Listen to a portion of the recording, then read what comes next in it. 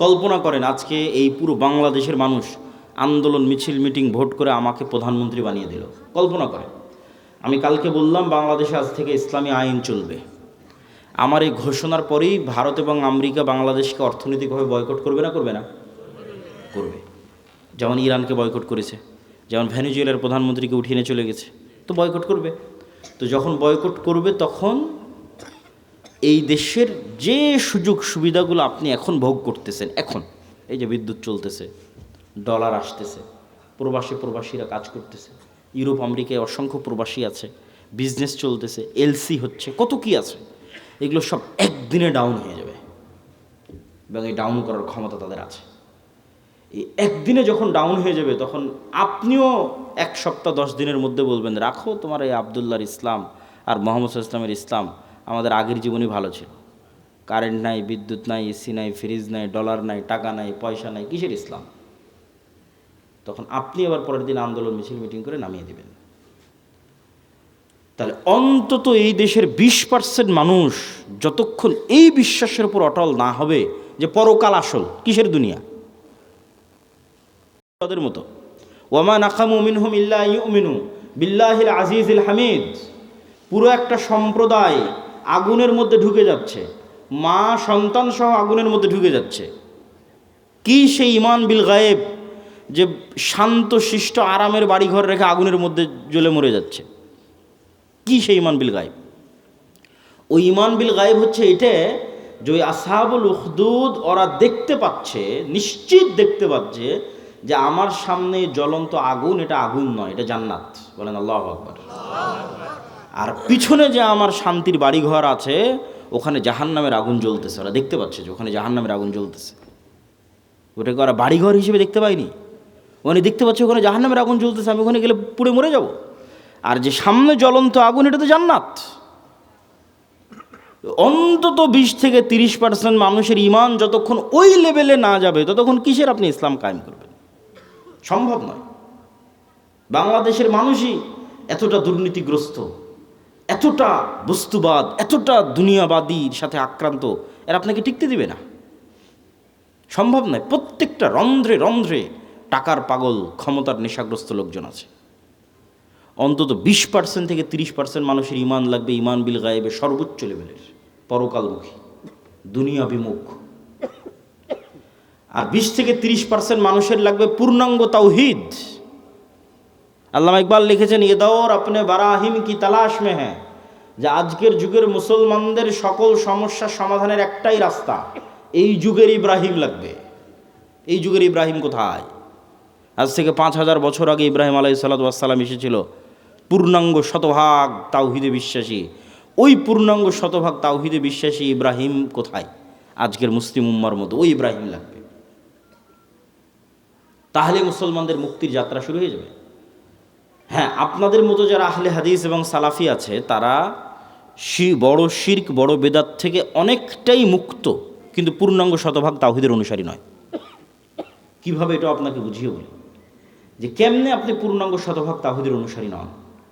ঠিক আছে, আপনি কবর মাজারে গিয়ে সিজদা দেন না, তাবিজ কবজ ব্যবহার করেন না, কিন্তু এই আপনি বিড়ি সিগারেটে আসক্ত।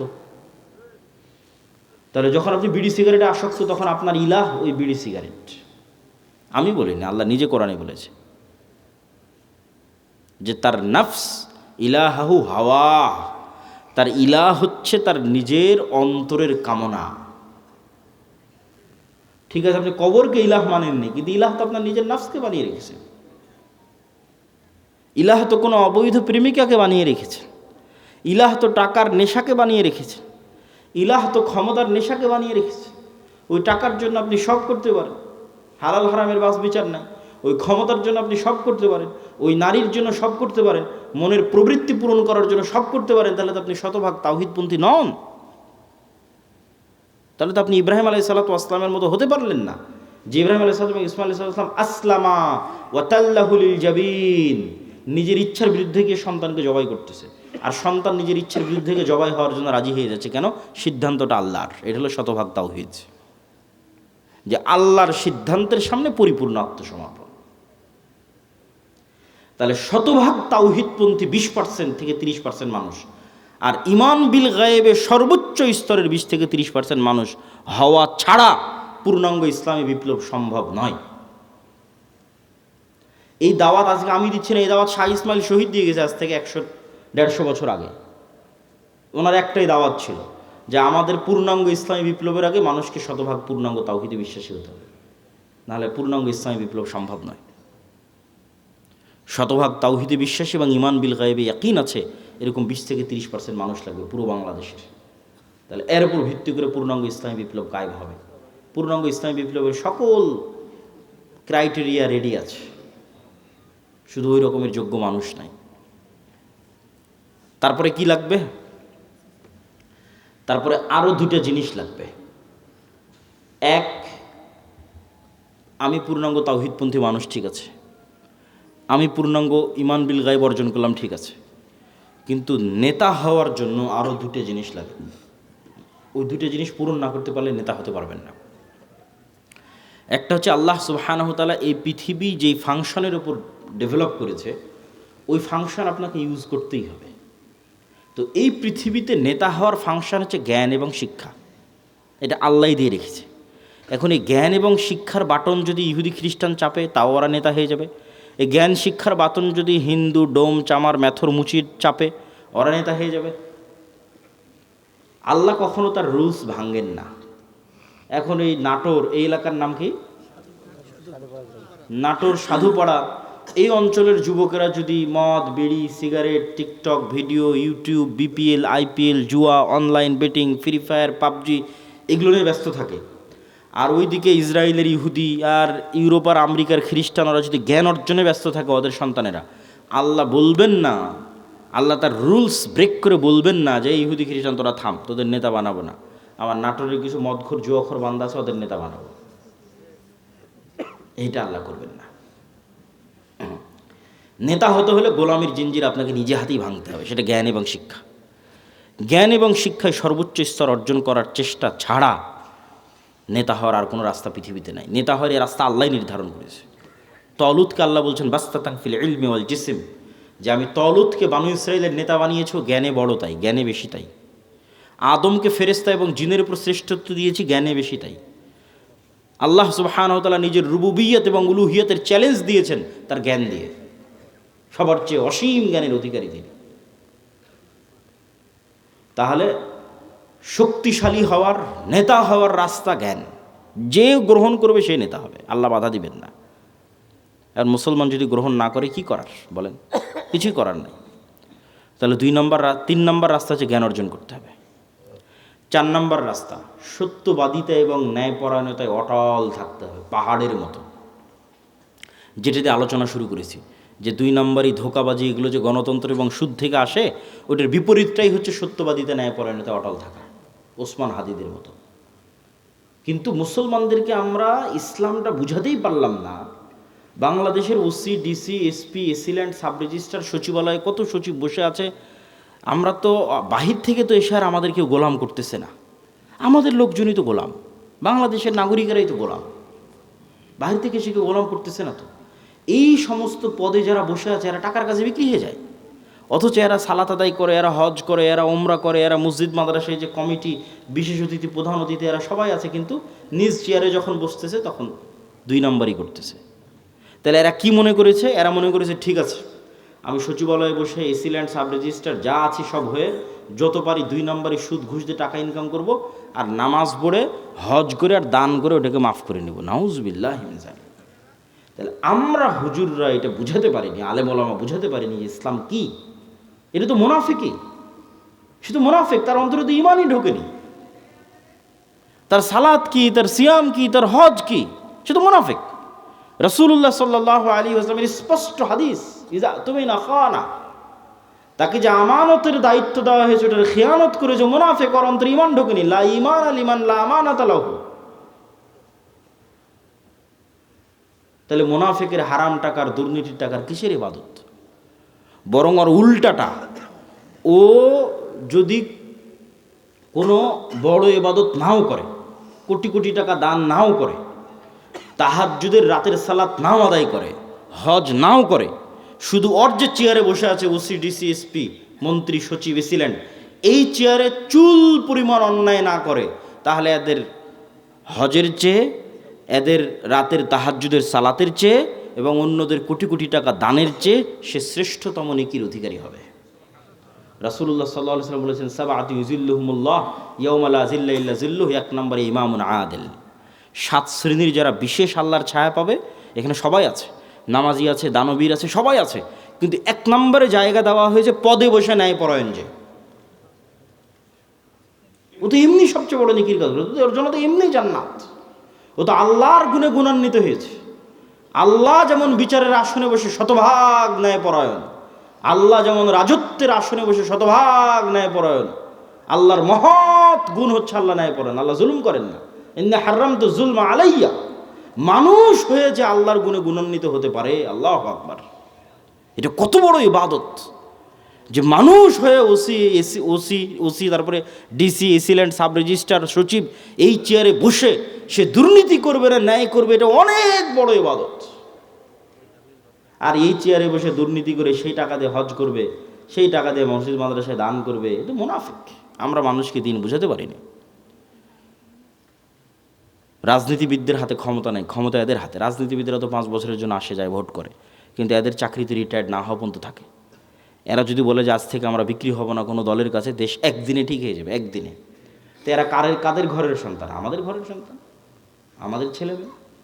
পুলিশে কারা, আর্মিতে কারা, সচিবালয়ে কারা, বিসিএস পরীক্ষা কারা দেয়? আমার আপনার ছেলে মেয়ে। এদের আমাদের ঠিক করতে হবে দাওয়াত দিয়ে। নতুন প্রজন্মকে সত্যবাদিতা এবং ন্যায়পরায়ণতা অটল হতে হবে। এটাই তো গোলামি থেকে মুক্তির রাস্তা। ওই দিন থেকেই তো দেশ স্বাধীন। সম্মানিত উপস্থিতি, তাহলে 2টো পয়েন্ট বললাম নেতা হওয়ার, এক শিক্ষা এবং জ্ঞান, আর এক সত্যবাদিতা এবং ন্যায়পরায়ণতা। থাকলেই মানুষ নেতা হয়ে যাবে, অটোমেটিক নেতা হয়ে যাবে, কিচ্ছু করা লাগবে না, আল্লাহ নেতা বানিয়ে দিবে তাকে।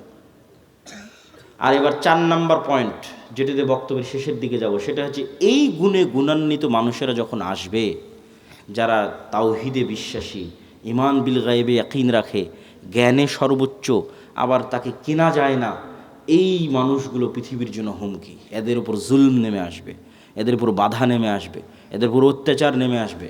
এই জন্য এদের বাঁচার রাস্তা হচ্ছে আল্লাহর সাহায্য। এদের বাঁচার রাস্তা কি? দুনিয়ার শক্তি দিয়ে বাঁচার কোনো রাস্তা নেই। মুসলমানদের অতীতে, আজ, ভবিষ্যতে দুনিয়ার শক্তি দিয়ে বাঁচার কোনো রাস্তা নেই। মুসলমানদের বাঁচার রাস্তা আল্লাহর সাহায্য। আল্লাহর সাহায্য পাওয়ার 2টো বড় রাস্তা, 2টো বড় সিক্রেট রেসিপি আজকে দিয়ে বক্তব্য শেষ করব। যে মুসলমানদের জন্য আল্লাহর সাহায্য নিশ্চিত করার 2টো বড় রাস্তা, এক সালাত আর এক জিকির। সালাতের মধ্যে সবচেয়ে বড় পাওয়ারফুল হচ্ছে রাতের সালাত। সালাত হচ্ছে এমন এক টেকনোলজি, আমি উদাহরণ দিই ইবনুল কাইয়িম রাহিমাহুল্লাহকে সামনে রেখে, নাহলে দিতাম না। আমরা যেমন এখানে বসে থেকে হাজার হাজার কিলোমিটার দূরে থাকা আমেরিকার কোনো টিচারের কাছে অনলাইনে ক্লাস করতেছি, অথবা এখান থেকে 100 কিলোমিটার দূরে থাকা ঢাকার কোনো টিচারের কাছে অনলাইনে ক্লাস করতেছি, তো পাসওয়ার্ড লগ ইন দিয়ে যখন ক্লাসে জয়েন করি, তখন দুইজনে লাইভ সেশন, টিচারও যুক্ত হয়েছে, স্টুডেন্টও যুক্ত হয়েছে লাইভ সেশনে, কানেক্টেড। তো আজকের ইন্টারনেট, আজকের মোবাইল দিয়ে মানুষ 1000 কিলোমিটার দূরে থাকা টিচারের সাথে, মানুষের সাথে লাইভ কানেক্টেড হচ্ছে, লাইভ কথোপকথন করতেছে। তো সালাত এটার চেয়ে তো হাজারো লক্ষ কোটি গুণ উন্নত লেভেলের প্রযুক্তি, যা দুনিয়াতে থাকা মানুষকে 7 আসমানের উপরে থাকা রব্বুল আলামিনের সাথে লাইভ কানেক্টেড করে দেয় সরাসরি। মানুষ যখন সালাতে দাঁড়ায় এবং চোখ যখন সিজদার দিকে, অন্তর যখন আল্লাহর দিকে নিবদ্ধ, তখন রব্বুল আলামিনও তার মুখোমুখি হয়ে যান। দুনিয়াতে থেকে 7 আসমানের সাথে সরাসরি লাইভ কথোপকথনের প্রযুক্তি হচ্ছে সালাত। এই জন্য নবীরা সবসময় সালাতের আশ্রয় নিয়েছে। সূর্যগ্রহণে সালাত, চন্দ্রগ্রহণে সালাত, বৃষ্টি প্রার্থনায় সালাত, জানাজায় সালাত, বিপদ আপদে সালাত, রাতে সালাত।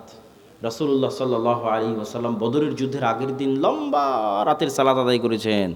আবু বকর রাদিয়াল্লাহু তাআলা আনহু বলছেন, কাফাকা মুনাশাদাতাকা রাব্বাক, হে রাসূলুল্লাহ, হে আল্লাহর নবী, আপনি নবী হয়ে আল্লাহর কাছে এত মোনাজাত করা লাগে, এত দোয়া করা লাগে, যথেষ্ট হয়েছে, বাস, আর করার দরকার নাই। আল্লাহ তো আপনাকে এমনি সহযোগিতা করবে। তাহলে কি পরিমাণ লম্বা রাতের সালাত মুহাম্মদ সাল্লাল্লাহু আলাইহি ওয়াসাল্লাম আদায় করেছেন, আর কি পরিমাণ দোয়া আল্লাহ সুবহানাহু ওয়া তাআলার কাছে করেছেন, যে আবু বকর রাদিয়াল্লাহু তাআলা আনহুর মতো সাহাবী এই দোয়ায় ক্লান্ত হয়ে গেছে, এই রাতের সালাতে ক্লান্ত হয়ে গেছে। তাহলে এখন বুঝেন মুহাম্মদ সাল্লাল্লাহু আলাইহি ওয়াসাল্লাম আমার, আপনার এবং আবু বকর রাদিয়াল্লাহু তাআলার চেয়ে বেশি জানতেন যে কাল বদরের যুদ্ধে দুনিয়ার শক্তি দিয়ে আমার বিজয় সম্ভব নয়। কাল বদরের যুদ্ধে আমাকে জিততে হলে কার সাহায্য লাগবে? আল্লাহ। আর আল্লাহর সাহায্য পেতে হলে আমাকে রাতের সালাতে দাঁড়াতে হবে। তাহলে পৃথিবীর সর্বশ্রেষ্ঠ রাসূল, সর্বশ্রেষ্ঠ মানুষ আল্লাহর সাহায্য নেবেন, এই জন্য রাতে ঘন্টার পর ঘন্টা রব্বুল আলামিনের সামনে দাঁড়িয়ে আছেন। আর আমি এবং আপনি রাতের সালাত তো বহুদূরের কথা, 5 ওয়াক্ত সালাত আদায় না করেই শুধু ভোট দিয়ে ইসলাম বিজয় হয়ে যাবে, আর মিছিল করে আর তাকবীর দিয়ে ইসলাম বিজয় হয়ে যাবে। এটা সম্ভব নয়। ওই যেমন বলেছে 20-30% মানুষ শতভাগ তাওহীদপন্থী লাগবে, 20-30% ঈমান বিল গায়েব লাগবে, ঠিক তেমন তার পাশাপাশি 5 ওয়াক্ত সালাত আদায়কারী এবং রাতের সালাতে অভ্যস্ত মানুষ লাগবে। যে সালাতে নাই ও আল্লাহর গন্তির মধ্যে নেই, আর আবার ইসলাম কি, আর আবার বিপ্লব কি, আর আবার বিজয় কি, আর আবার খেলাফত কি, আর আবার শাসন কি, কিচ্ছু নেই। যে সালাতে নাই সে আল্লাহ সুবহানাহু ওয়া তাআলার গণনার মধ্যেই নাই, ওর জন্য আল্লাহর সাহায্য নাই। ও ভাগাড়ে পড়ে মারা গেল, কি ওকে কেউ উঠিয়ে নিল, কি গোলাম হয়ে গেল, সেটাও আল্লাহর দেখার নেই। আল্লাহ সুবহানাহু ওয়া তাআলার সাথে কানেক্টেড থাকা ছাড়া, আল্লাহর সাহায্য নেওয়া ছাড়া মুসলমানদের বিজয়ের কোনো রাস্তা নাই। আর আল্লাহর সাহায্য নেওয়ার জন্য সালাত আদায় করতেই হবে, আল্লাহর খাতায় নাম থাকতেই হবে। আল্লাহ আপনাকে চিনেই না, কিসের সাহায্য করবে আপনাকে? তো যে সালাতে নেয় ওকে তো আল্লাহ সুবহানাহু ওয়া তাআলা চিনবেই না। সম্মানিত উপস্থিতি, এই জন্য সালাত মোস্ট পাওয়ারফুল, আর সালাতের মধ্যে সবচেয়ে পাওয়ারফুল হচ্ছে রাতের সালাত। আমরা যেমন আমাদের ফোন, এই যে হাতে ফিঙ্গারপ্রিন্ট দিয়ে ফোন ওপেন হয়ে যাচ্ছে, পাসওয়ার্ড দিয়ে ফোন ওপেন হয়ে যাচ্ছে, ফেস ভেরিফিকেশন দিয়ে ফোন ওপেন হয়ে যাচ্ছে, 5 স্টার হোটেলে গেলে কার্ড পাঞ্চ করলে ওপেন হয়ে যাচ্ছে। তো এগুলো সব লক ওপেন হওয়ার সিস্টেম পৃথিবীতে। তো কল্পনা করেন যে আমরা পৃথিবীর অত্যাধুনিক প্রযুক্তির একটা দরজার সামনে দাঁড়িয়ে আছি, এর চেয়ে অত্যাধুনিক প্রযুক্তির দরজা পৃথিবীতে নাই। ওই দরজা ওপেন করতে হলে বিভিন্ন varieties type of password use করতে হয়। যেমন নির্ধারিত সময় আসতে হয়, নির্ধারিত সময় ছাড়া খুলে না। আবার নির্ধারিত ফরম্যাট ছবি, পিকচার ওখানে আপলোড করা আছে, ওইটার সাথে মিলতে হয়। আবার ওই প্রতিটা ফরম্যাটের সাথে নির্ধারিত সাউন্ড আছে, ওটাও মিলতে হয়। যেমন ধরেন আমি এই ফরম্যাটে দাঁড়ালাম, এটার সাথে একটা সাউন্ড আছে আলহামদুলিল্লাহ রাব্বিল আলামিন। রুকুর ফরম্যাটে দাঁড়ালাম, ওটার সাথে একটা সাউন্ড আছে সুবহান রাব্বিল আযীম। টাইম মিলতে হবে, ফরম্যাট মিলতে হবে, আওয়াজ মিলতে হবে, তারপরে ওই দরজাটা খুলবে, তার আগে দরজা খুলবে না। তো এইরকম সালাত এর চেয়েতেও টপ লেভেলের উন্নত প্রযুক্তি, যা রব্বুল আলামিনের সাহায্যের দরজা, রব্বুল আলামিনের সাথে যোগাযোগের দরজা উন্মুক্ত করে দেয় হচ্ছে সালাত। এই সালাত ছাড়া আমাদের বাঁচার কোনো রাস্তা নেই, সালাত ছাড়া আমাদের উদ্ধার হওয়ার কোনো রাস্তা নেই। 2 নম্বর হচ্ছে জিকির। জিকিরের মধ্যে সবচেয়ে গুরুত্বপূর্ণ হচ্ছে সকাল সন্ধ্যার জিকির। সকাল সন্ধ্যার জিকির দিয়ে আল্লাহ কোরআন পরিপূর্ণ করে রেখেছে, যদিও আমরা এটাকে খুবই অবহেলা করি। সকাল সন্ধ্যার জিকির। জিকির কেন পাওয়ারফুল? জিকির কেন পাওয়ারফুল এটা বুঝতে হলে আপনাকে বুঝতে হবে আওয়াজ কেন পাওয়ারফুল, সাউন্ড কেন পাওয়ারফুল। সাউন্ড কি আবার পাওয়ারফুল হতে পারে? আওয়াজ কি পাওয়ারফুল হতে পারে? শব্দ এবং বাক্য কি পাওয়ারফুল, শক্তিশালী হতে পারে? এটাই আগে বুঝতে হবে। আজকের আধুনিক সভ্যতা টিকে আছে, এই যে ক্যামেরা, এই যে মোবাইল, কম্পিউটারে টিকে আছে এই আলোর তরঙ্গের মধ্যে ডাটা ট্রান্সফার করার ক্ষমতা, এটার উপর।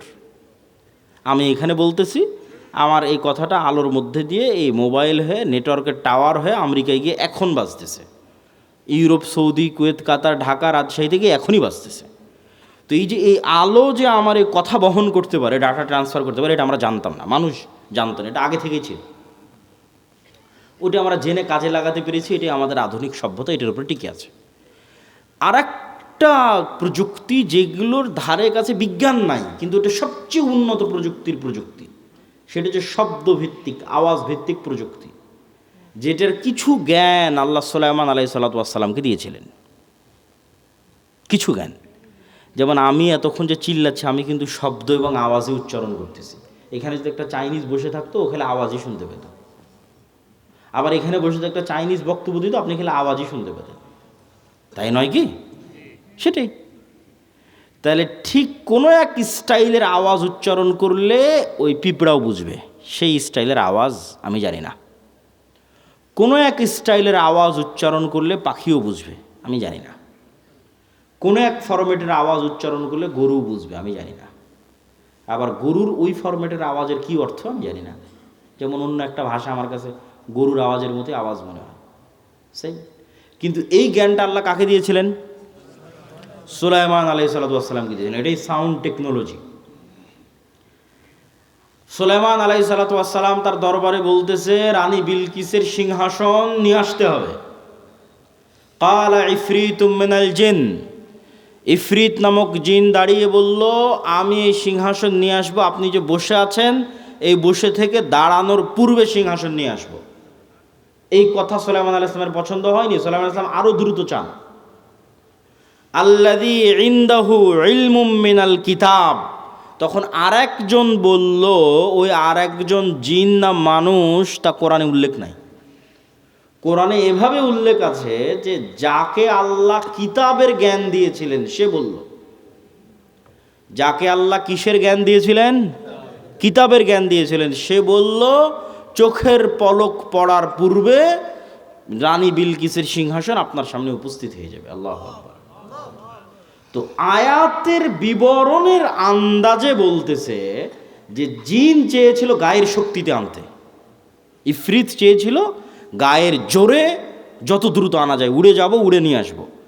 আর আল্লাযী ইনদাহু ইলমুম মিনাল কিতাব, যার কাছে কিতাবের জ্ঞান ছিল, গায়ের জোরে আনেনি, জ্ঞানের জোরে এনেছে। আমি মনে হয় বুঝাতে পারলাম না কথা, কি আমার বুঝতে পারছেন? কোরআনের ধারা বিবরণীতে বোঝা যাচ্ছে যেই লোক চোখের পলকে নিয়ে আসলো, এ গায়ের জোরে আনেনি, কিসের জোরে এনেছে? জ্ঞানের জোরে। সে জ্ঞান কি? কিতাবের জ্ঞান। কিতাবের সে বিশেষ জ্ঞান কি? কিছু কিছু মুফাসসির লিখেছে যে কিতাবের জ্ঞান হচ্ছে লাউহে মাহফুজের বিশেষ কিছু জিকির তার জানা ছিল। বলেন আল্লাহু আকবার। আল্লাহু আলাম। কিন্তু জ্ঞানের উপর ভিত্তি করেই সেই কাজটা করেছে। তো বিশেষ কোনো সাউন্ড, বিশেষ কোনো জিকির যেটা ব্যবহার করে সে চোখের পলকে ওই সিংহাসনকে ওখান থেকে উঠিয়ে সুলাইমান আলাইহিস সালামের কাছে নিয়েছে, যেই জ্ঞান কিতাবের জ্ঞান, বিশেষ কোনো কিতাবের জ্ঞান তার কাছে ছিল। তো sound most powerful all over the world, সবচেয়ে পাওয়ারফুল। আল্লাহ সুবহানাহু ওয়া তাআলা পৃথিবী ধ্বংস করার যে সিস্টেম তৈরি করেছেন, সেই সিস্টেম আওয়াজ ভিত্তিক। ইসরাফিল বাঁশিতে ফু দিবে, আওয়াজ তৈরি হবে, সে আওয়াজে আসমান জমিন নক্ষত্র গ্রহরাজি সূর্য চন্দ্র সব ভেঙে চৌচির হয়ে যাবে।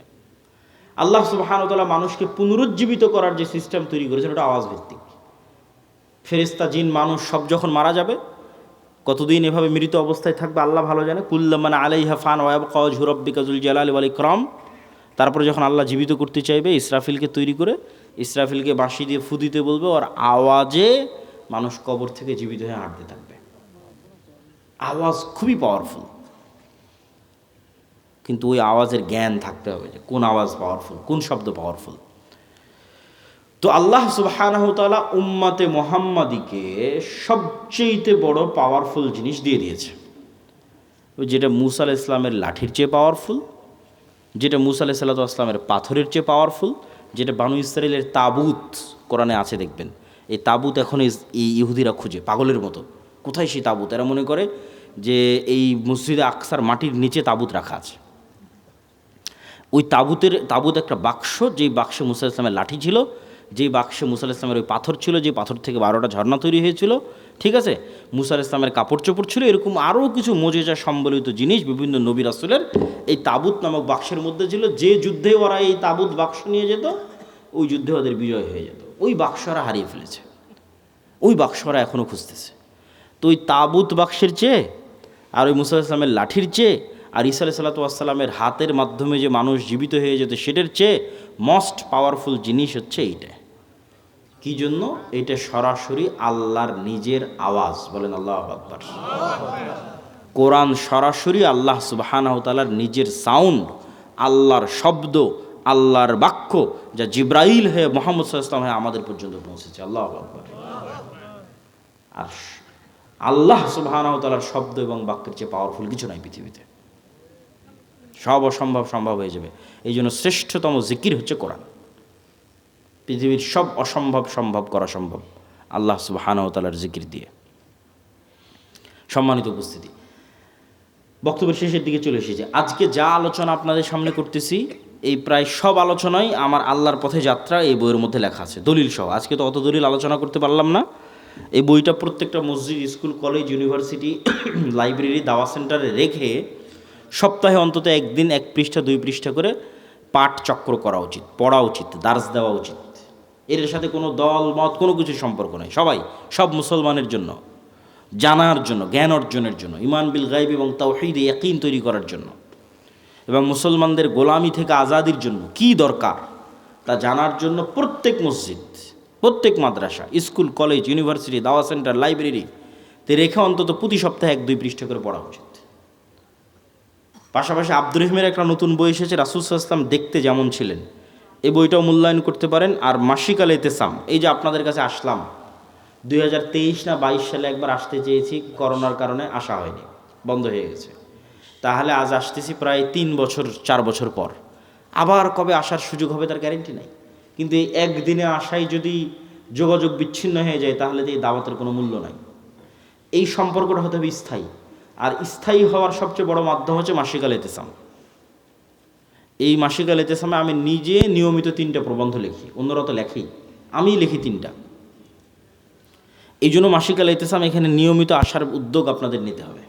এখানকার যুবক সমাজ, মসজিদের কমিটি হোক, মাদ্রাসার উদ্যোক্তা হোক, অন্তত 5 কপি 10 কপি এখানকার জ্ঞানী, স্কুল, কলেজ, ইউনিভার্সিটি, প্রাইমারি, বিদ্যালয়, যা যেখানে আছে শিক্ষিত মানুষ, তাদেরকে দিয়ে পড়ানোর চেষ্টা করা এবং নিজেরাও পড়ার চেষ্টা করা। 2 নম্বর, আমাদের সাথে স্থায়ী যোগাযোগের মাধ্যম হচ্ছে মক্তব। আমাদের 700 মক্তব আমাদের কাছে ট্রেনিং নিয়েছে। আপনাদের এলাকার মক্তবের শিক্ষকদের আমাদের ট্রেনিংয়ে পাঠাবেন এবং আমাদের সিলেবাস এই জিনিসগুলো ছোটোবেলায় বাচ্চাদের মাথায় না দিলে এই আপনাদের মধ্যে 1 ঘন্টা বক্তব্য দিয়ে লাভ নেই। বুড়া মানুষকে দিয়ে বিপ্লব হবে না। আমাদের নতুন প্রজন্মকে তৈরি করতে হবে। এই জিনিসগুলো তাদের মাথায় এখন থেকেই দিতে হবে। আর এটার জন্য শুধু মাদ্রাসায় 2% ছেলে মেয়েকে পড়িয়ে লাভ হবে না। শতভাগ মুসলমানের সন্তানের মাথায় দেওয়ার জন্য শতভাগ মসজিদে মক্তব লাগবে এবং সেটা যদি আমাদের সিলেবাসে হয় তাহলে আমরা এটাকে সবচেয়ে বেস্ট মনে করি। আর 3 নম্বর, এরকম মাদ্রাসাগুলোকে সহযোগিতা করার জন্যই রবেদাতুল মাদারিস সালাফ। এখন মদিনার প্রধানমন্ত্রী হলেন মুহাম্মদ সাল্লাল্লাহু আলাইহি ওয়াসাল্লাম, আর টাকা পয়সা সব থাকলো কাদের হাতে? উনি দেশ চালাতে পারবে? ডক্টর ইউনূসের মতো অবস্থা হবে। ঢাল নাই, তলোয়ার নাই, নিধিরাম সর্দার। আর্মিও কথা শোনে না, সচিবালয়ের কথা শোনে না, প্রধান উপদেষ্টায় লাভ কি? কোনো লাভ নাই। এটা মুহাম্মদ সাল্লাল্লাহু আলাইহি ওয়াসাল্লাম খুব ভালো বুঝতেন যে আমি হব মদিনার হেড অফ দ্য কান্ট্রি, আর টাকার মালিক থাকবে ইহুদি, এই রাষ্ট্র তো আমি চালাতে পারবো না। তখন মুহাম্মদ সাল্লাল্লাহু আলাইহি ওয়াসাল্লাম আনসারীদের বললেন যে আমার সাথে যারা মুহাজির এসেছে এরা ব্যবসা বুঝে, তোমাদের সম্পত্তি অর্ধেক অর্ধেক। কারো যদি 5টা উট থাকে 2টা মুহাজিরকে দিয়ে দাও। কারো যদি ক্যাশ টাকা 5,000 থাকে 2,000 মুহাজিরকে দিয়ে দাও। কারো যদি জমি 10 বিঘা থাকে 5 বিঘা মুহাজিরদের দিয়ে দাও, যাতে ওরা ব্যবসা করে অর্থনৈতিক কন্ট্রোলটা নিতে পারে। আল্লাহর নবীর জীবদ্দশাতে ওসমান ইবনে আফফান, জুবাইর ইবনুল আওয়াম, আব্দুর রহমান বিন আউফ এরা কোটি কোটি টাকার মালিক, ব্যবসা করে আল্লাহর নবীর জীবদ্দশাতেই। বদরের যুদ্ধকে আমাদের কাছে মনে হয় যে এটা 2 ধর্মের একটা যুদ্ধ চলতেছে, হক আর বাতিলের যুদ্ধ। কিন্তু আপনি ইতিহাস পড়ে দেখেন বদরের যুদ্ধটা মূলত অর্থনৈতিক। এখান থেকে কেবলা কোন দিকে? এইদিকে কেবলা, তাই না? এদিকে যদি কেবলা হয় তাহলে বুঝেন এইটা হচ্ছে মক্কা, এইটা মদিনা, আর এই যে মাইকটা এখানে রাখা আছে এটা সিরিয়া। এই পাশে সমুদ্র। এই সমুদ্রের ধার দিয়ে মক্কার মানুষেরা আগের যুগ থেকেই সিরিয়াতে ব্যবসা করতে যেত। আমাদের নবী মুহাম্মদ সাল্লাল্লাহু আলাইহি ওয়াসাল্লাম নিজে মক্কা থেকে সিরিয়াতে ব্যবসা করতে গেছে চাচার সাথে। এখন আল্লাহর নবী যখন মক্কা থেকে হিজরত করে মদিনায় গেলেন, মদিনায় যাওয়ার পরই উনি বিজনেস রুট কাট অফ করে দিয়েছে মক্কার এই ব্যবসায়ীদের জন্য, ব্যবসায় বন্ধ। আবু সুফিয়ান কাফেলা নিয়ে ফেরত আসতে পারে না, ব্যবসায়িক কাফেলা নিয়ে আবু সুফিয়ান সিরিয়া থেকে ফেরত আসতে পারে না, মুহাম্মদ সাল্লাল্লাহু আলাইহি ওয়াসাল্লাম রাস্তা বন্ধ করে দিয়েছে। তখন তো মক্কার এই আবু জাহাল এবং যারা মক্কার কাফের মুশরিক এদের মাথা নষ্ট, যে এই মদিনা রাষ্ট্র যদি স্থায়ী হয় তা আমাদের তো ব্যবসা বন্ধ হয়ে যাবে, আমরা খাবো কি? বিজনেস রুট ক্লিয়ার করার জন্য বদরের যুদ্ধ হয়েছে। এই জন্য বদরের যুদ্ধ মদিনায় হয়নি, সমুদ্রের ধারে হয়েছে। যে রাস্তা দিয়ে ব্যবসা হতো ওই বিজনেস রুট ক্লিয়ার করার জন্য বদরের যুদ্ধ হয়েছে। টাকার যুদ্ধ, অর্থনীতির যুদ্ধ। তাহলে টাকার কি পরিমাণ গুরুত্ব বুঝেন, অর্থনীতির কি পরিমাণ গুরুত্ব। আজকে মুসলমানদের হাতে অর্থনৈতিক কন্ট্রোল নাই দেখেই তো মুসলমানেরা গোলাম। অর্থনৈতিক কন্ট্রোল ইহুদিদের হাতে দেখেই তো আমরা গোলাম। অর্থনৈতিক কন্ট্রোল আমেরিকার হাতে, ডলার ভিত্তিক যে অর্থনীতি, এটার কন্ট্রোল আমেরিকার হাতে দেখেই তো আমাদের কিছু করার নেই। তো আমি এই আলোচনা লম্বা করতে চাচ্ছি না। টাকার বিনিময়ে জান্নাত বিক্রি হবে এবং টাকা দিয়ে জান্নাত ক্রয় করতে হবে। এই জন্য মুসলমানদের উদ্যোক্তা হতেই হবে। মুসলমানরা চাকরিজীবী জাতি কোনোদিন ছিল না। এই ইউরোপীয় উপনিবেশ মুসলমানদের চাকরি শিখিয়েছে। মুসলমানরা ছিল মরুবিদুইন, যাযাবর, বিজনেসম্যান। নাহি মাকাম কি খুগ আর তবিয়তে আজাদ, হাওয়ায়ে সাইরে মিসালে নসিম পায়দা কর। যাই মুসলমানেরা, তোমরা নির্দিষ্ট কাজ আর নির্দিষ্ট এলাকার মুখাপেক্ষী নও।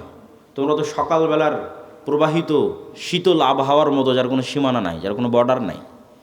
মুসলমান ব্যবসায়ীদের কোনো বর্ডার ছিল না। যত সাহাবীর জীবনী আছে তার 90% সাহাবী নিজ এলাকায় মারা যায়নি, নিজ দেশে মারা যায়নি। যে মক্কার ও মক্কায় মারা যায়নি, যে মদিনার ও মদিনায় মারা যায়নি। কে ইরাকে, কে সিরিয়ায়, কে ইয়েমেনে, কে আফগানিস্তানে, কে মরক্কোতে, কে আফ্রিকাতে, যে যেখানে পেরেছে সে যেখানে চলে গেছে। বিজনেস আর দাওয়াত, ব্যবসার দাওয়াত। জিন্দা কওমোं का यही है আলামত কে বদলতি रहती है उनका सुबह शाम। আল্লামা ইকবাল লিখেছে, জীবিত কওমের এটাই চিহ্ন যাদের সকাল সন্ধ্যা পরিবর্তন হতে থাকে। যার সকাল সন্ধ্যা প্রত্যেক দিন একই রকম, ও তো মারা গেছে। সকালবেলা শুটবুট পরে অফিসে যায়, আবার বিকেলবেলা আসে, আবার সকালবেলা অফিসে যায়, আবার বিকেলবেলা আসে। তাহলে আর প্রতিদিনের সকাল সন্ধ্যা একই রকম, তাহলে এটা মৃত জাতি। আর মরু যাযাবর বিদুইন, আজ এখানে 5 দিন থাকলো গরু ছাগল উট নিয়ে, 5 দিন পর আবার 100 কিলোমিটার দূরে আর এক জায়গায় চলে গেছে। ওখানকার যুদ্ধ, ওখানকার পরিবেশ ভিন্ন। আবার দাওয়াত, আবার ব্যবসা নিয়ে আর এক এলাকায় চলে গেছে, সেখানকার পরিবেশ, সেখানকার সমস্যা ভিন্ন। আবার ওখান থেকে 1 বছর 2 বছর পর আবার আর এক জায়গায় চলে গেছে ব্যবসা দাওয়াত নেওয়ার। প্রত্যেক দিনের সকাল আর সন্ধ্যা পরিবর্তন হচ্ছে। এটা জীবিত জাতি, এটাই মুসলমান উম্মাহ। আর ইউরোপীয় উপনিবেশ এসে মুসলমানদের শেখালো তোমরা চাকরি করো, দিয়ে আমরা হয়ে গেলাম গোলাম। ব্যবসায়ী হতে হবে, টাকা ইনকাম করতে হবে, প্রচুর পরিমাণে মসজিদ মাদ্রাসায় টাকা দিতে হবে। আমি আগে মনে করতাম, বাংলাদেশ ছাড়ার আগে, ইউরোপ যাওয়ার আগে মনে করতাম যে আমরা মুসলমানেরাই মনে হয় বেশি দানের কথা বলি আর বেশি দান করি। ইউরোপ ঘোরার পর, ইংল্যান্ড ঘোরার পর আমার এই ভুল ধারণা ভেঙে গেছে। আমাদের চাইতে ওরা বেশি দান করে, ওরা বেশি ডোনেট করে। এই জন্য তো খ্রিস্টান মিশনারিগুলো এত পাওয়ারফুল। এগুলো সরকারি টাকা নয়, এগুলো আপনাদের মতো সাধারণ মানুষের দানের টাকা। যে টাকাগুলো ওরা ইউরোপ থেকে, আমেরিকা থেকে, ইংল্যান্ড থেকে নিয়ে বাংলাদেশে ব্যয় করতেছে, এরকম সারা পৃথিবীতে ব্যয় করতেছে। এগুলো সব আপনাদের মতো সাধারণ মানুষ দান করেছে, সরকার নয়। এই পরিমাণ তারা দান করে। তা আমি সবার প্রতি উদাত্ত আহ্বান জানাবো যে আমরা আজকের এই প্রতিষ্ঠানে যে যতদূর সম্ভব আপনাদের স্বেচ্ছাসেবক যদি থাকে ভিতরে যাওয়ার জন্য বলে দেন। বৈঠকি দানে আমরা সবাই অংশগ্রহণ করি এবং আমি আমার বক্তব্যের মূল বিষয়বস্তুর দিকে এগিয়ে যাই। যে আমার বক্তব্যের মূল বিষয়বস্তু হচ্ছে গোলামি থেকে মুক্তির উপায়, দাসত্ব থেকে মুক্তির উপায়। আজকে মুসলমানদের যে গোলামি এবং দাসত্ব, এই গোলামি থেকে এবং এই দাসত্ব থেকে মুক্তির উপায় কি? আপনারা একটু 5 মিনিটের মধ্যে আপনাদের আদায়ের কাজটা শেষ করে ফেলেন। নিজ নিজ সবাই একটু নিজ নিজ জায়গা থেকে উঠে আশপাশ থেকে আদায় করে ফেলেন এবং সবাই অংশগ্রহণ করেন যে যতটুকু পারেন এবং মূল বক্তব্যের দিকে মনোযোগী হন।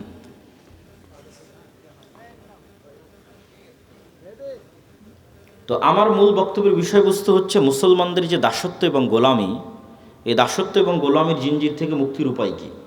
তার একটা আলোচনা তো এই দানের সাথে রিলেটেড রেখে করেই ফেললাম।